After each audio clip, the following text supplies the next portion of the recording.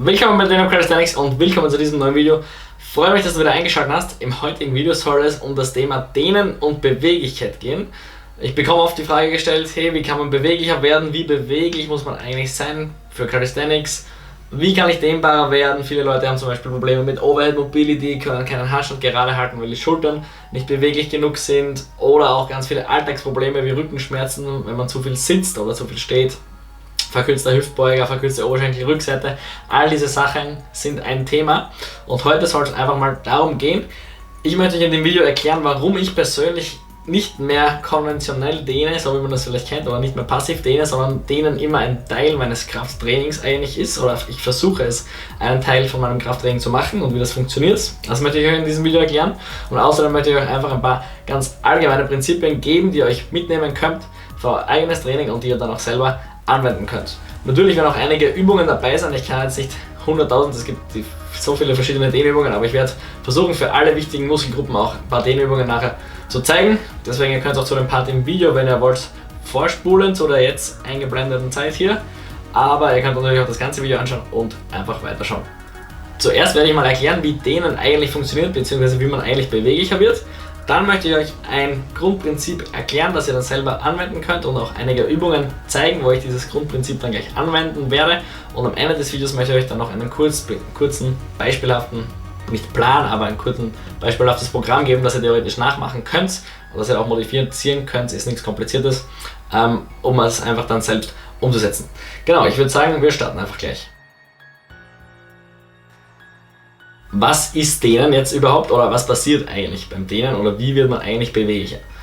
Dehnbarer oder beweglicher wird man eigentlich dadurch, dass das Nervensystem neue Positionen zulässt.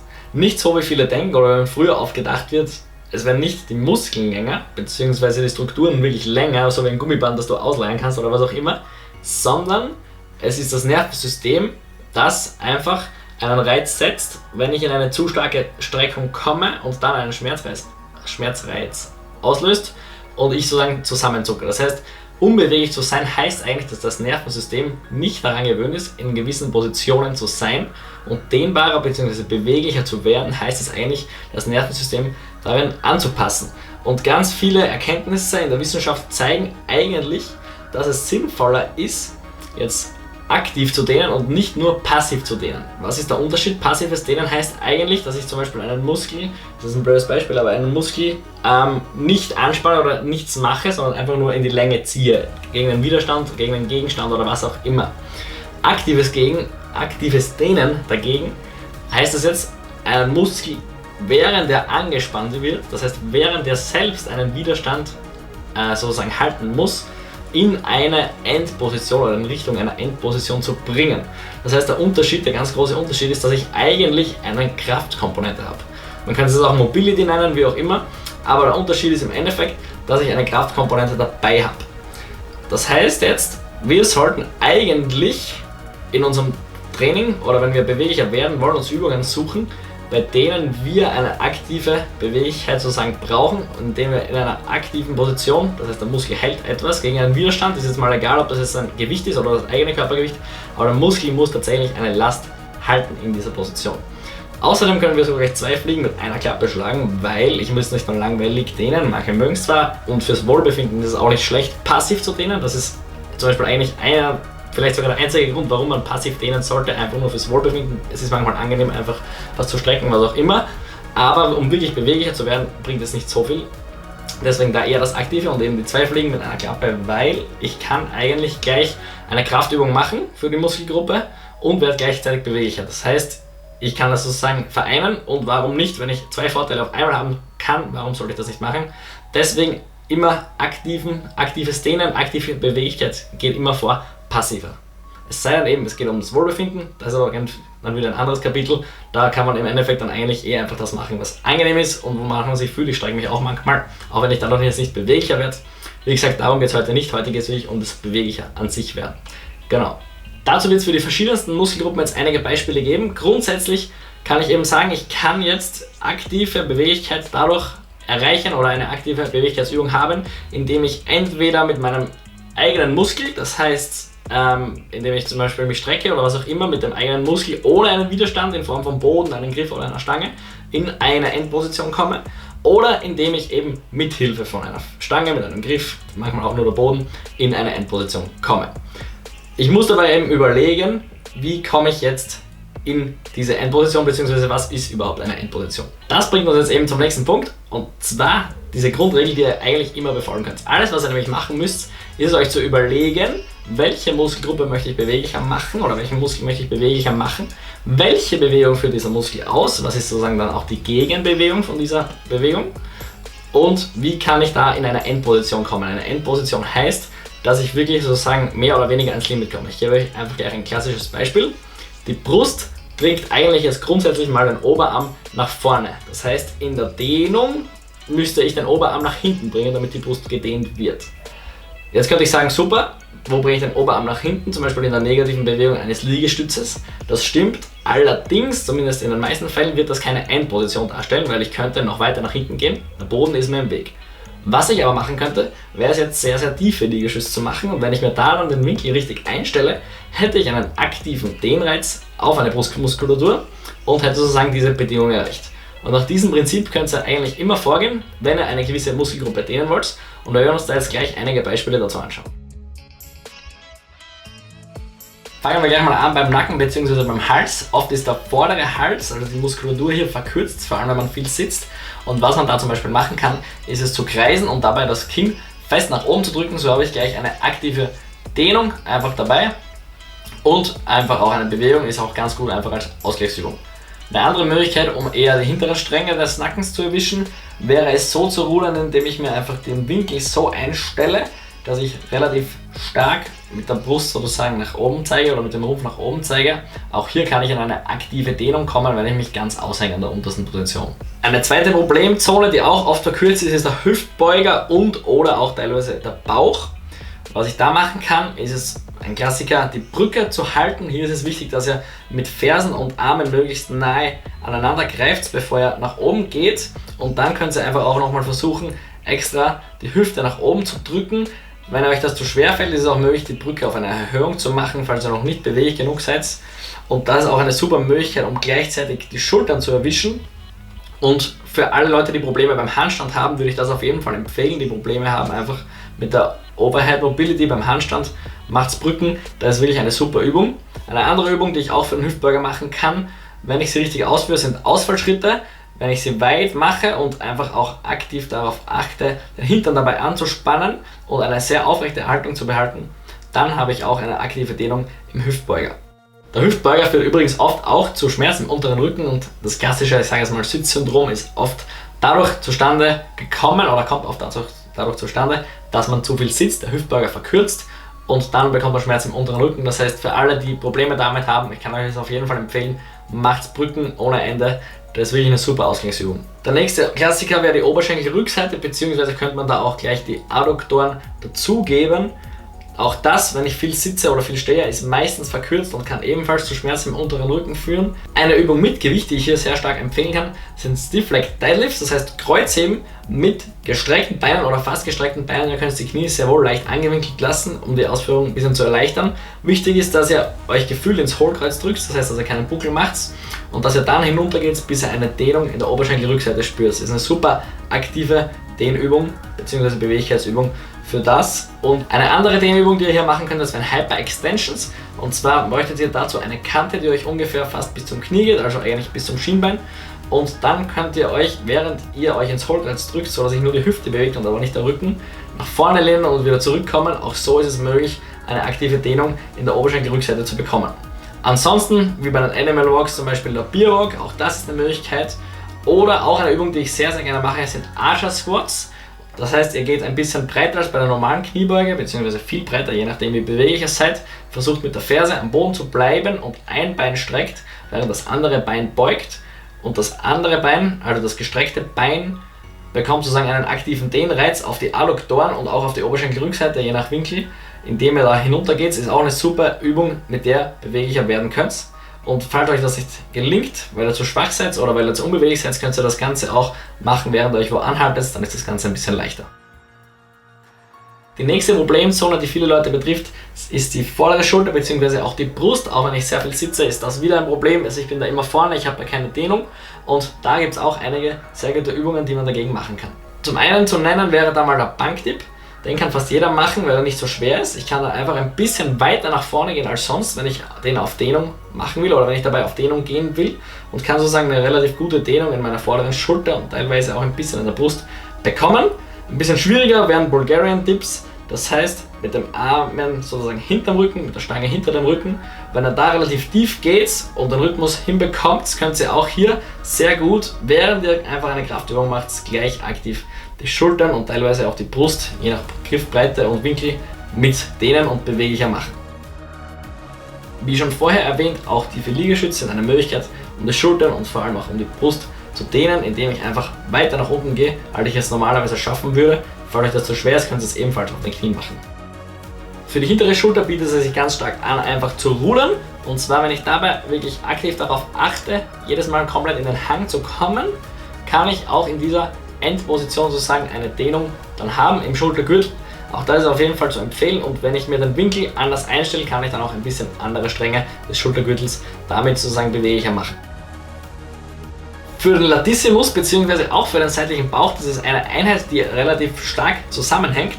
Auch das ist auch verkürzt, wenn ich zu viel sitze und die Arme sozusagen niemals über dem Kopf habe, bietet er sich an, einen schrägen Hang zu machen. Den kann ich zum Beispiel in Ringen oder auf einer Stange machen, um mich einfach hineinzuhalten und versuchen, das Gewicht des Körpers einfach zu halten. Theoretisch kann ich dabei auch Drehungen machen.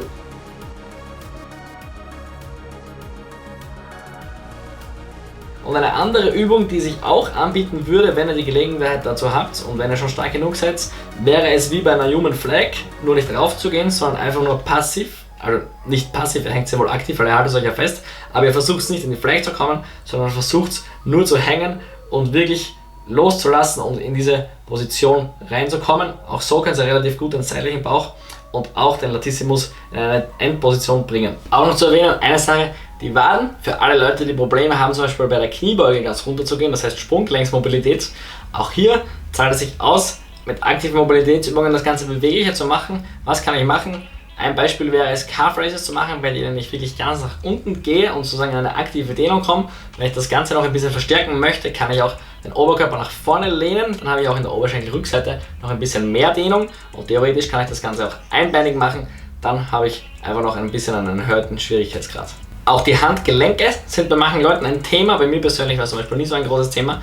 Auch hier gibt es die Möglichkeit, einfach mit Stützen bzw. mit kreisenden Bewegungen oder Planche Leans zum Beispiel auch einfach an der aktiven Beweglichkeit zu arbeiten. Andere Muskelgruppen, die noch zu erwähnen wären, die bei den meisten aber nicht so ein Problem sind, ist zum Beispiel die Oberschenkelvorderseite oder der Trizeps. Das sind einfach Muskelgruppen, die natürlich theoretisch auch verkürzen können, aber aufgrund unseres Alltags bzw. von viel Sitzen und so sind das nicht unbedingt die Muskelgruppen, die zuallererst große Probleme machen. Was ihr hier jetzt mal gesehen habt, war natürlich nicht alles, das war ein kleiner Ausschnitt aus einigen Übungen und wer das Video zum Warm-up gesehen hat, kann sich wahrscheinlich auch an einige dieser Übungen noch erinnern, weil ich da einige auch dazugegeben habe. Ich empfehle es übrigens auch einfach beim Warm-up gleich aktive Beweglichkeit einzubauen und sozusagen in Endpositionen zu kommen.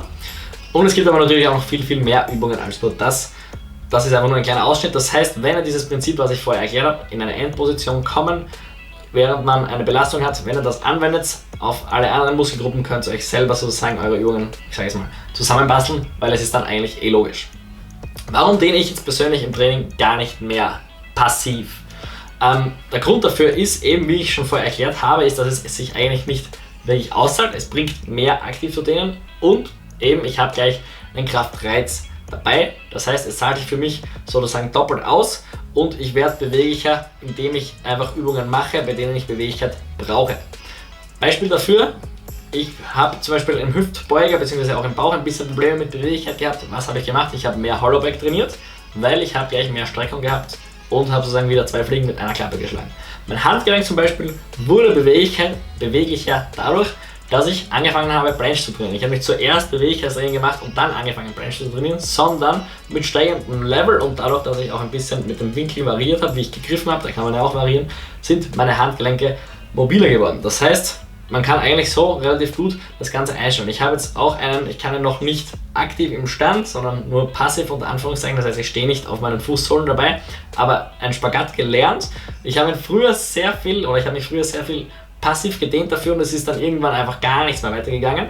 Dann habe ich eigentlich das Ziel Spagat aufgegeben, es war für mich nicht besonders wichtig, habe aber aufgrund meines Beintrainings, einfach weil mir die Übung gefallen hat und weil sie für mein Wohlbefinden auch super ist, die Übung Archer Squats in mein Training eingebaut, in mein Beintraining und bin dann auch breiter geworden und habe sozusagen auch dann mehr Dehnung dann drin gehabt. Dann habe ich mal wieder probiert und ich habe einen Spagat können, ohne dass ich überhaupt gezielt trainiert habe.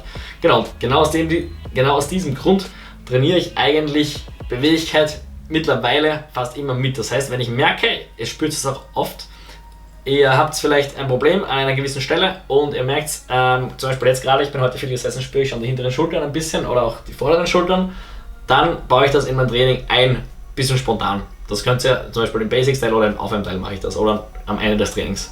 Könnt ihr auch so machen, aber das ist auf jeden Fall der Grund, warum ich nicht mehr mich hinsetze und sage, okay, jetzt dehne ich 15 Minuten, so denke ich gar nicht mehr, sondern ich baue das einfach gleich direkt ein in Übungen, wo ich ohnehin dehnbar wäre und auch einfach die Full Range of Motion auszunutzen, das heißt zum Beispiel bei Dips tiefer runterzugehen, bei Klimmzügen immer ganz auszuhängen, auch das fördert die Beweglichkeit. Also auch oft ein Mythos, dass man verkürzt vom Training, aber eigentlich ist es ja so, dass man die Gelegenheit nicht nutzt, um beweglicher zu werden und dadurch verkürzt man sozusagen passiv, aber dieses aktive Verkürzen, das findet eigentlich normalerweise nicht statt durch Training, sondern eher verkürzt unter Anführungszeichen, weil ihr halt nie das Bewegungsmuster ausnutzt. Klar, dass das Nervensystem, wie schon vorher erklärt, sich dann auch eben nicht daran gewöhnt und ihr dann auch nicht mehr so beweglich seid. Das heißt, auch immer Full Range of Motion machen bei allen Übungen, auch das ist eigentlich Bewegungsarbeit bzw. Beweglichkeitstraining. Wie schon ganz am Anfang versprochen, ich möchte euch jetzt noch ganz kurz ein beispielhaftes Programm geben. Was sind die häufigsten Probleme, die Leute haben oder die es einfach gibt? Die häufigsten Probleme sind eigentlich der Hüftbeuger, die vorderen Schultern und die Oberschenkelrückseite bzw. die Oberschenkelinnenseite. Und was ich euch deswegen empfehlen kann zu machen, das müsst ihr nicht machen, aber was also eine Start-Mobility-Routine, Beweglichkeitsroutine wäre es einfach 3 Runden zu machen und jede dieser Runden besteht aus einem Satz Archer Squats, aus einem Hold von einer Brücke und aus einem Satz Bankdips, beziehungsweise wenn ihr schon stärker seid, Bulgarian Dips, hat einen ähnlichen Effekt. Das Ganze 3-mal, das wäre eine Möglichkeit, das zum Beispiel in euer Basics Training einzubauen. Oder was auch eine Möglichkeit wäre es einer dieser Runden einfach im Alltag zwischendurch einzubauen. Zum Beispiel, wenn ihr zu viel sitzt, aufstehen, diese 3 Übungen jeweils einmal machen, über den Tag verteilt das Ganze öfter. Und auch dann habt ihr gleich ein aktives Beweglichkeitstraining sozusagen inkludiert. Genau, das wäre eben eine Möglichkeit, das in euren Alltag einzubauen. Natürlich könnt ihr auch andere Übungen da einbauen, beziehungsweise das Wichtigste ist, dass ihr sie einfach macht. Ihr müsst es nicht in so einem Zirkel machen oder was auch immer, das ist nur ein Vorschlag. Wichtig ist einfach nur, dass ihr die Übungen macht. Meistens spürt man selbst, was man braucht. Meistens hat man so ein Verlangen, sich einfach zu strecken, sich zu bewegen in gewissen Regionen. Wenn ich viel sitze, zum Beispiel mache ich gerne Archer Squats, stehe mal auf, mache einfach einen Satz und setze mich wieder hin. Und meistens, wenn ihr da auf euren Körper hört, seid ihr auf der richtigen Fährte. Also was ich möchte, dass ihr aus diesem Video mitnehmt, aktive Bewegung ist wichtiger als passive. Das heißt, aktive Dehnung in eurem Training einzubauen, zahlt euch auf jeden Fall aus, um beweglicher zu werden. Und das Prinzip, das ihr eben anwenden könnt, ist es, Übungen zu machen, bei dem der Muskel einen Widerstand bewegen muss und gleichzeitig in eine Endposition kommt. Dann könnt ihr eigentlich nicht so viel falsch machen. Genau, das war es eigentlich schon mit dem Video. Ich hoffe, ich habe nichts vergessen, was ich euch sagen wollte. Aber ich hoffe, ihr habt euch ein bisschen was mitnehmen können für euer Training aus diesem Video. Genau, und falls ihr noch Fragen oder Videowünsche habt, könnt ihr mir die gerne in die Kommentare schreiben. Ansonsten sehen wir uns im nächsten Video. Bis dann. Ciao.